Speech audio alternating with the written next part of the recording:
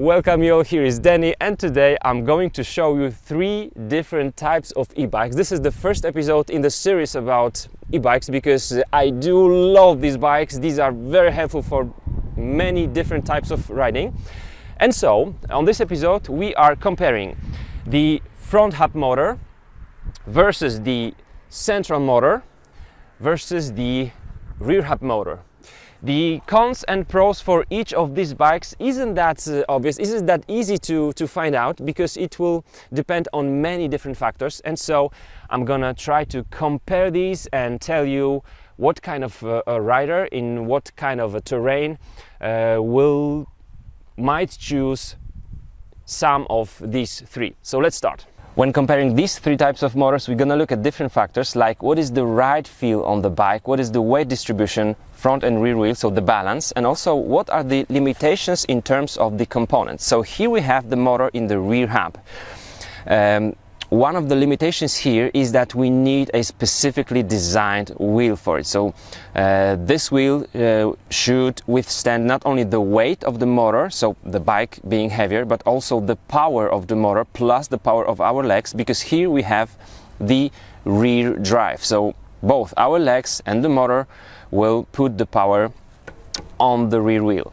You can find many different opinions on the internet about this type of motor. Many would say that we have here more weight on the rear wheel, which is untrue because it depends on so many factors. What kind of bike you have, do you have a front suspension fork or not, and how heavy it is, and also what type of battery you have, how large it is, and where it is located.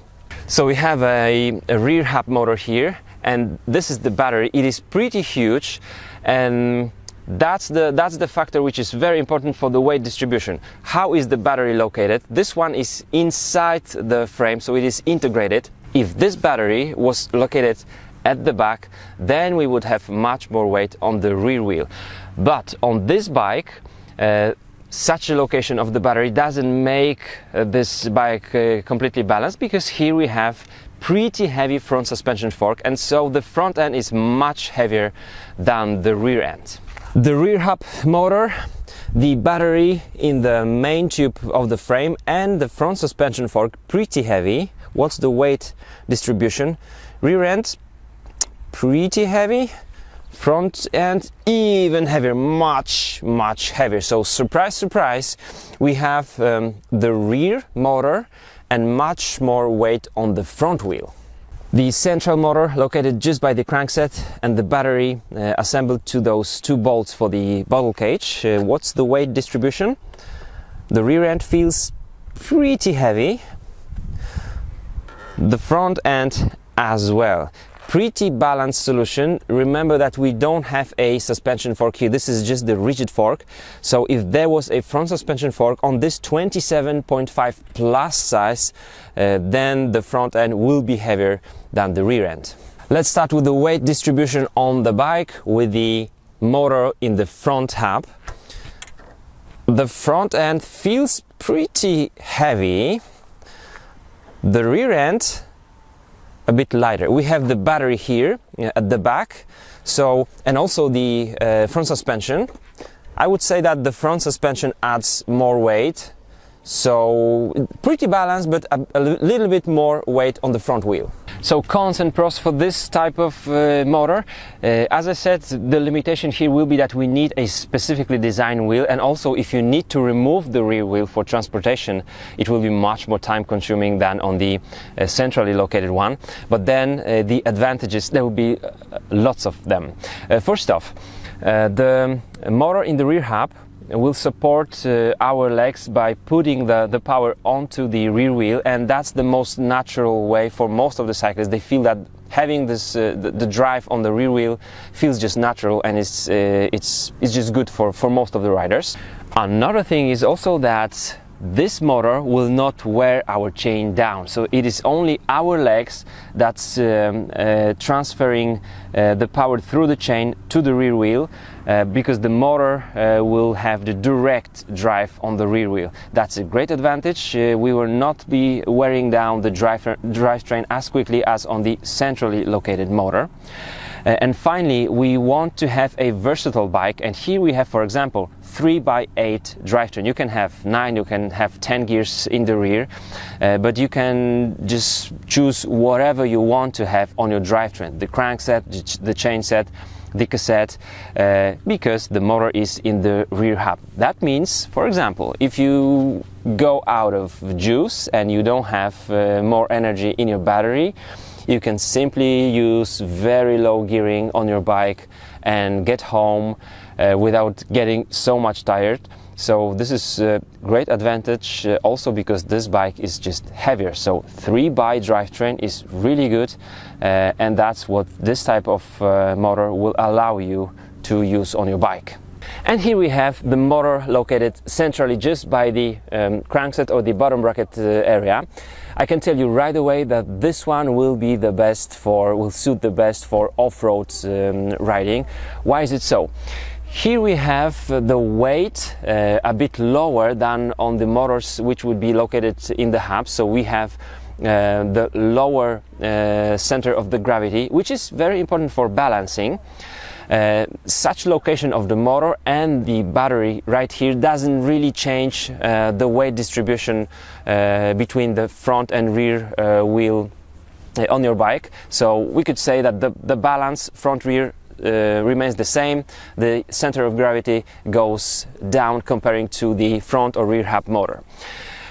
Very important factor here, super important factor here is also that when using this type of motor, you can still choose between different wheels, whatever you want to have. You want to have through axles or quick releases or just any type of rims you would like to have. This type of drivetrain, the motor doesn't require any certain type of the wheel. So you can just have whatever you want, and this will be pretty important for mountain bikers. That's the advantage. Another advantage of this drivetrain will be also the removing and putting the wheels back on the bike. It's much easier than on those with the motors in the hub, either the rear one or the front one. And here are the disadvantages. Since I've been talking about off-road mountain bikers who will like this drivetrain, maybe the main disadvantage for them will be that, yes, we do have a lower center of the gravity, but also, as you can see, this motor stands out, and it is more difficult for us to jump over or ride over higher obstacles. So that will be disadvantage for both mountain bikers and city users or commuters on this type of drivetrain. The disadvantage will be the chain line. It changes drastically, and we cannot choose between different cranksets. So we cannot have a triple, a double crankset here.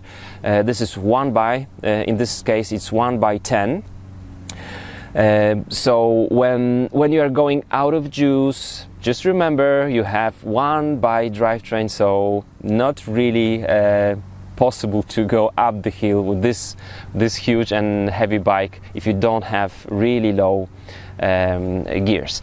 Changing the gears, in such motors, with such motor, you need to have gear sensor which will switch the motor off while you are changing the gears. Otherwise it will be very easy for you to snap the chain. And also with this type of motor, it is easier for us to lose the chain, because when you are riding and there is some vibration and you don't pedal, the motor can still turn this chain ring a little bit to the front, and then the chain goes off. So it happens with this type of motor more often. The front hub motor, I must tell you, I do like this type of drive for our bicycles. It will have most of the advantages of the rear hub motor, so it won't wear down our chain rings, our crankset, our chain more, because it will work independently from our drivetrain. Secondly, this is the all-wheel drive.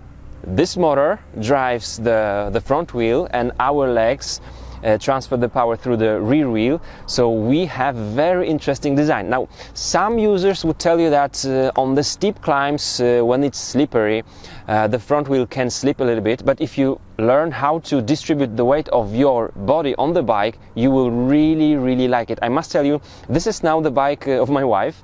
She's not experienced cyclist. She does enjoy it a lot, and she had no problems learning how it works, how this wheel actually pulls you instead of pushing you like on the rear wheel. So it feels pretty natural for her. And also when you turn the wheel and start pedaling, it will never just, you know, catapult you. It will just start very slowly, and it feels pretty natural. Removing the wheel and putting it back on the bicycle, is more time consuming, that's for sure, but also the weight distribution always depends on the battery, the bike as a whole. On this bike is pretty good, so I'm very happy with this type of drivetrain. So this is my take on the e-bikes and different motor types. On the next episode I'm gonna show you exactly how does it work, how do we turn it on, when it turns on, when it turns off, and how does it help us when pedaling. I would really appreciate all the comments of these e-bike users. How do you like it? In what type of terrain certain motor would suit you the best, so that all those who are thinking about buying one will make the best choice. Thanks for watching, and see you in the next episode. Bye bye.